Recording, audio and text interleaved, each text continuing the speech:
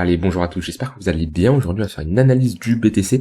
On verra Ether, des altcoins, le marché US. On verra également deux trades que j'ai pris sur l'intraday, sur un peu un bilan de la semaine. Là, j'ai clôturé ma semaine, j'ai juste pris deux trades cette semaine sur l'intraday.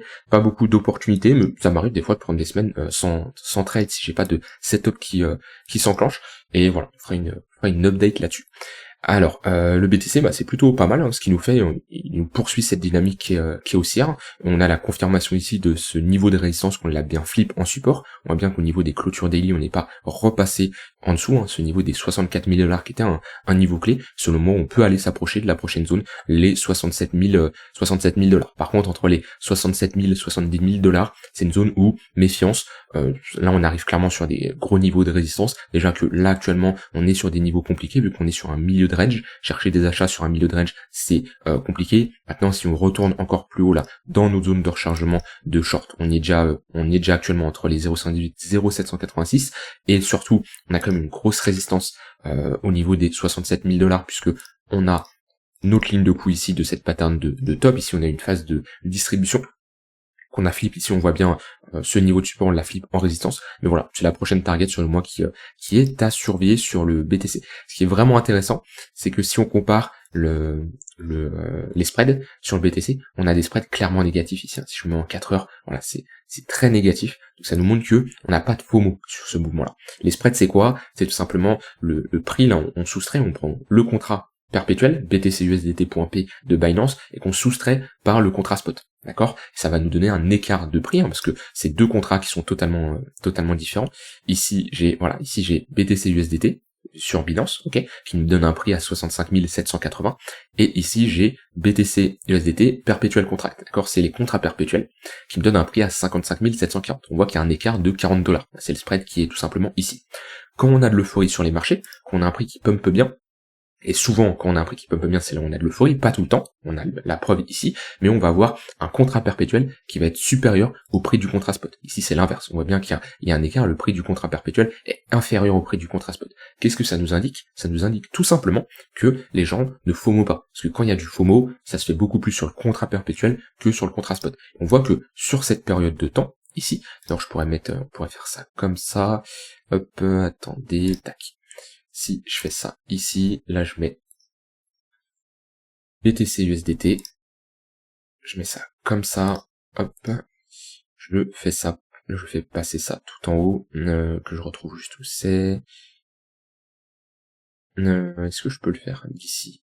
Bon, c'est pas grave, on va faire ça comme ça.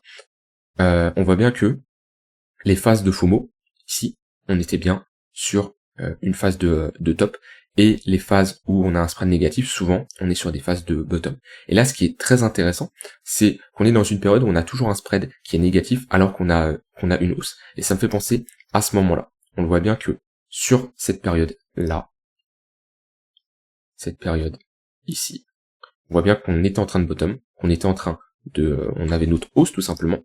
Hop, on voit bien que là on fait une bonne bougie de plus 7% à ce niveau-là. On voit qu'on a toujours des spreads négatifs. Et on a commencé à avoir des spreads fortement positifs quand on était proche de faire un atterrage vers les 70 000 $. Et ça, c'est très pertinent d'observer ces spreads-là, puisque ça nous indique tout simplement, est-ce que le marché FOMO, est-ce que, voilà, quel est le sentiment global du marché? Et souvent, le marché fait l'inverse de ce que la majorité des gens pensent. Si la plupart des gens FOMO, en général, on est plus proche d'être sur un top. Et quand on est comme ça sur des phases avec un spread fortement négatif, c'est rare qu'on ait des spreads autant négatifs. Et ben souvent, c'est là où on pose tout simplement des bottoms. On voit lors du top qu'on a eu en 2021, même que ça soit ce top là ou ce top là, on voit qu'on avait des spreads pas mal négatifs. Et quand on pose des bottoms, on a souvent alors ici, spreads positifs, et quand on pose des bottoms, on a des spreads négatifs. Donc voilà, c'était globalement ce que je voulais vous montrer, et pour le moment, c'est plutôt pas mal, vu que tant qu'on est sous la ligne des zéros, ça nous montre que on n'a pas spécialement de FOMO au niveau du contrat perpétuel. Après, attention, je vous dis pas dès qu'on passe les zéros, ça y est, c'est sûr, on va poser un top. On voit qu'on peut y rester un moment avec des spreads ici positifs, mais pour moi, ce mouvement, j'ai envie de dire, il est sain, c'est plutôt pas mal, et ce qui serait bien, ça serait de passer au-dessus des 67 000 $. On a quand même pas mal de liquidités ici au-dessus de ce niveau-là. Si vraiment on a une clôture daily au-dessus des 67 000 $, pour moi on n'aura pas de mal de faire un nouvel atterrage. Donc plutôt bullish pour moi sur le BTC, en tout cas on n'a pas de signaux de retournement maintenant. C'est pas ici que je rentrerai en position. Vous voyez, moi le pullback je l'attends. Hop, le pullback ici, je l'attends, je l'ai attendu, peut-être qu'il ne viendra pas, et ben s'il vient pas, tant pis, je ne vais pas FOMO, j'avais un plan, j'avais une stratégie, d'accord? C'était jouer le pullback au moment de la réintégration, on n'a pas réintégré, peut-être que j'aurais dû long ici, parce qu'on a eu une seconde réintégration, peut-être, je ne l'ai pas fait, voilà, maintenant, c'est qu'est-ce qu'il y a à faire à l'instant T, si j'avais pas de setup, rien qui s'enclenchait, tant pis, on passe à autre chose, le but c'est pas de le regretter, me dire, parce que sinon moi je prends tous les points que j'aurais pu prendre sur le BTC, tous les trades, et je commence à, non, c'est pas comme ça, tant pis, on passe à autre chose. Voilà, ça c'est sur le BTC, sur du plus court terme, on n'a pas break quand même ce niveau-là, on pourrait être dans un range, ici bloqué entre deux bornes, on n'a pas encore break maintenant, pour le moment, on est précédé par une dynamique qui est haussière, donc on a plus de chances ici d'avoir une continuation de nos tendances et d'aller chercher les 67 000 $.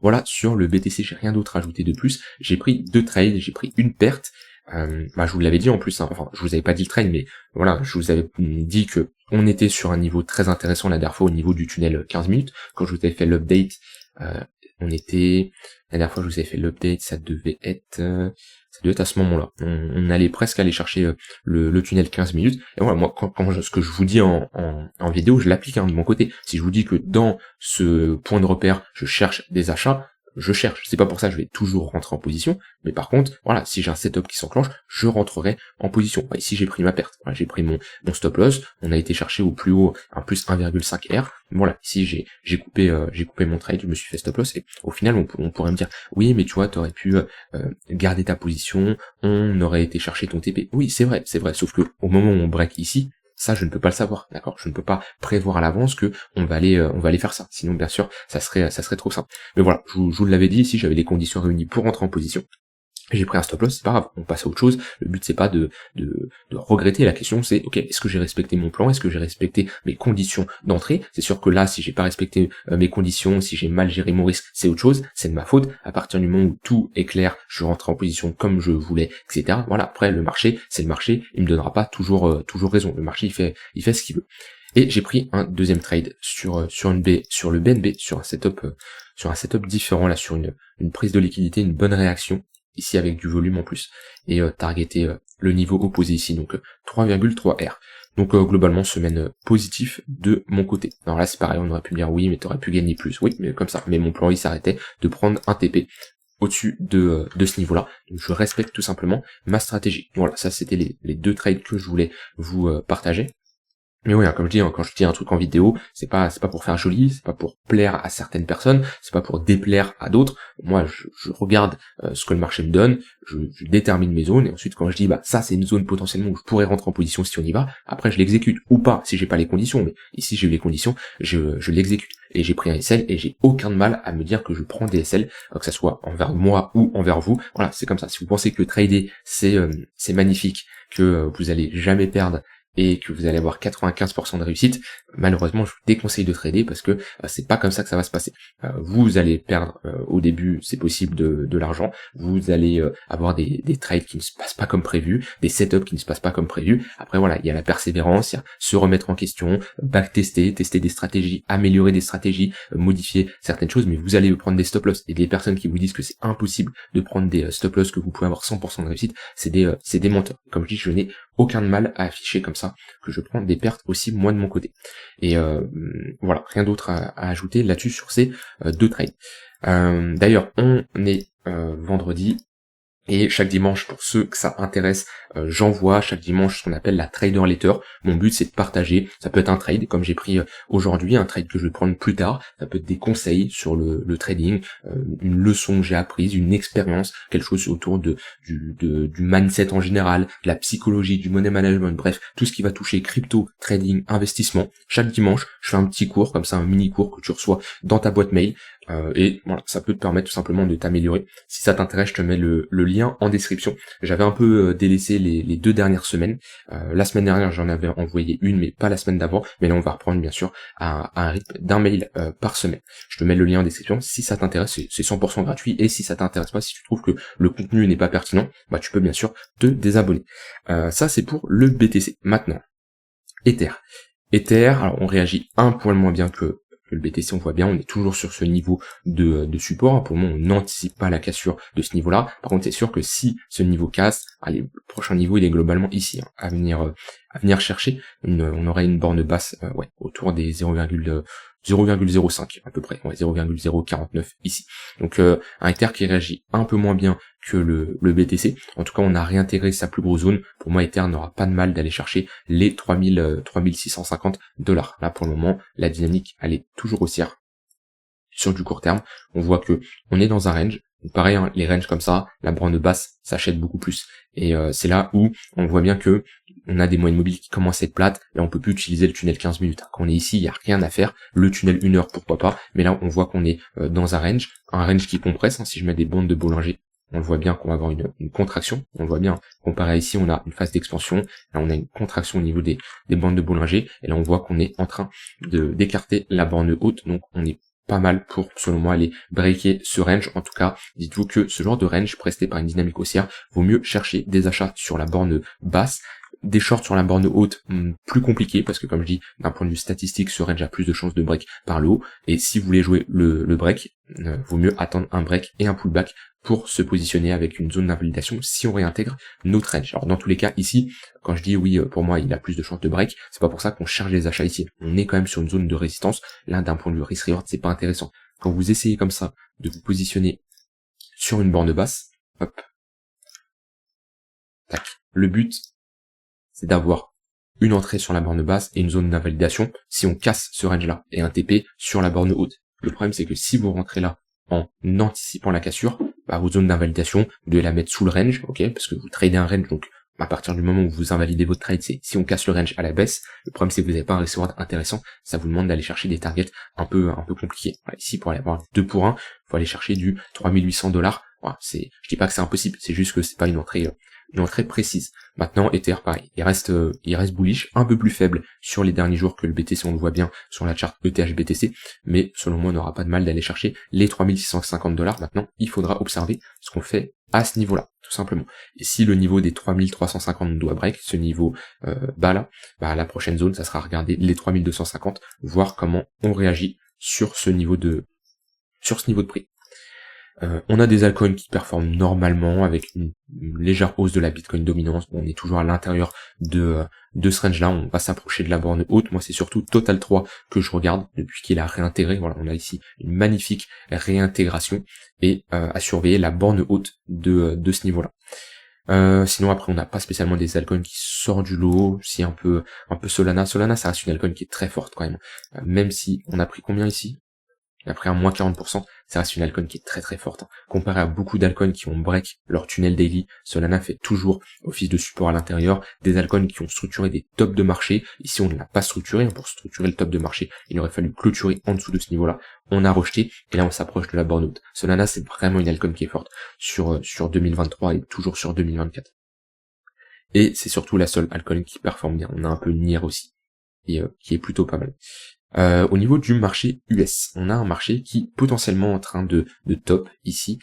Top, alors on a top court moyen terme et top long terme. Pour moi ici, quand je vois la charte du Nasdaq, on a quand même une pattern de retournement ici à ne pas négliger. On est en train de break les moyennes mobiles, on a un 15 minutes qui passe sous le 1 heure et ça fait un moment que ça n'avait pas été le cas. On peut être sur ce genre de configuration. On va voir un retracement, pourquoi pas avoir une baisse de -7, -8%, ce qui nous donnerait ici, voilà, ici une zone de consolidation autour des 19 230 $ maintenant. Là, on était revenu chercher un niveau de support. Le prochain niveau de support que je surveillerai sur le Nasdaq, ça serait ce niveau-là. Parce que là, on a pas grand-chose. Alors, je dis pas qu'on va dégringoler comme ça d'un coup. On peut temporiser, aller chercher cette zone. Maintenant, vous le but, là, quand vous avez comme ça des moyennes mobiles qui sont orientées à la baisse, vous pouvez déjà aller chercher des shorts sur de l'intraday. Ok. Donc, on a une dynamique qui est baissière sur du court terme. On le voit ici en 4 heures, 1 heure. Ok. Et sinon, si vous essayez de chercher des achats, il vaut mieux attendre d'aller chercher un point de repère intéressant et avoir une réaction acheteuse. Donc pour le moment, on est en train de perdre quand même une tendance court et moyen terme. Sur du long terme, on a, j'efface tout, on est en train de quand même ravaler ces 3 dernières bougies, ces 3 dernières semaines qu'on avait fait, ces 4 en prenant ici cette clôture là. Donc on voit quand même on a une réaction. Maintenant, comme on l'avait ici. Vous voyez ici, on a un ravalement, ça nous a provoqué une baisse pendant quelques semaines, là, pendant 3 mois, pour avoir une continuation à la hausse. On peut être dans la même configuration, on break le tunnel 4 heures, tout comme là, pour aller chercher le tunnel daily, ici, et rebondir. Et si on a un tunnel daily qui est en confluence avec ce niveau de support, ça peut être une très bonne zone pour chercher des achats. Ça, c'est pour le Nasdaq. Le S&P, on est en train de faire un ravalement. On est actuellement dans le tunnel 4 heures. Maintenant, on a quand même un flux et un momentum qui est bien baissé. On le voit bien au niveau de l'action du prix. Compliqué de chercher des achats ici, sauf si on commence vraiment à avoir une consolidation et une structure de bottom. Si je regarde le S&P, on a un niveau clé qui est ici. Voilà, on a une très bonne zone de polarité là. Si on repasse en dessous de en dessous de ce niveau-là, ça serait pas très bon, mais pour le moment, c'est un niveau de support et tant qu'on ne repasse pas en dessous, vaut mieux chercher des achats sur ce niveau-là. Si on met du temps, peut-être qu'on aura un tunnel daily qui fera ici qui fera office de support. Donc pour moi, on est potentiellement en train de top sur du court moyen terme. J'ai vu que le dollar, il avait réintégré. Alors à voir la clôture, on voit qu'on a eu ici un break suivi d'une réintégration. Si c'est vraiment une réintégration qui est confirmée, on aura de grandes chances d'aller chercher le milieu de range. Et là, il faudra voir du coup comment le marché réagit. Maintenant, c'est vrai, il peut y avoir des phases d'anomalie. On voit qu'on avait un marché crypto qui ne performait pas tant que ça ces derniers jours, dernières semaines plutôt, alors qu'on avait un indice du dollar qui baissait. On peut être dans une anomalie où on va avoir un indice du dollar qui va performer et des cryptos qui vont également performer.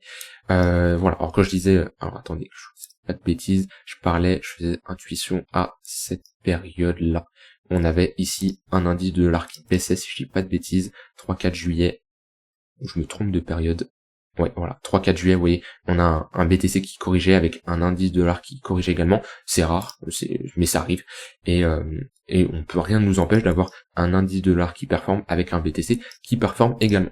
Rien d'autre à ajouter. Pour le moment, ce week-end, je ferai de la continuation de tendance si j'ai des opportunités. Si j'ai pas d'opportunités, je ne traderai pas. Je vais pas rester devant une charte si j'ai rien. En général, quand je commence une journée et je regarde globalement où on en est, je peux apercevoir rapidement si je vais avoir des setups qui vont s'exécuter, d'accord? Parce que, vous voyez ici, admettons, on part en tendance, et j'ai quelque chose comme ça sur le tunnel 15 minutes, qui est un point de repère. Moi, mon tunnel 15 minutes, si je veux chercher des achats dedans, je veux pas y aller comme ça, d'accord? Donc, je sais que si le marché va comme ça, je ne rentrerai pas en position. Ce que je veux, c'est un marché qui va en poussant à l'affaiblissement vendeur, et là, ok, ça peut m'intéresser. Sauf que pour faire ça, ça va pas demander 2-3 minutes, ça va demander un prix qui se développe quand même. Donc voilà, je mets des alertes et ça sert à rien de regarder, d'être toujours concentré devant les charts. Pareil, hein, si je trade comme ça les extrémités, je vais mettre des alertes et je vais pas rester focus devant les charts.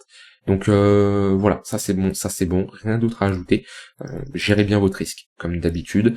On est quand même dans un bon contexte du marché selon moi, avec toujours des news qui sont favorables au marché. On en a déjà parlé, mais cette baisse des taux d'intérêt fin 2024, on a les remboursements de FTX qu'on attend encore, mais on devrait avoir des news là-dessus également. On a les ETF spot sur Ether qui est censé arriver la semaine prochaine. On a les élections présidentielles, pas mal de news intéressantes pour moi, pour avoir fin 2024, début 2025 et 2025, une hausse sur les cryptos. C'est pas parce qu'on a des news comme ça positives qu'il faut all-in, qu'il faut faire un prêt bancaire, vendre la maison et tout mettre sur les cryptos, absolument pas. Mais en tout cas, ça peut nous permettre de faire de meilleurs choix dans nos investissements.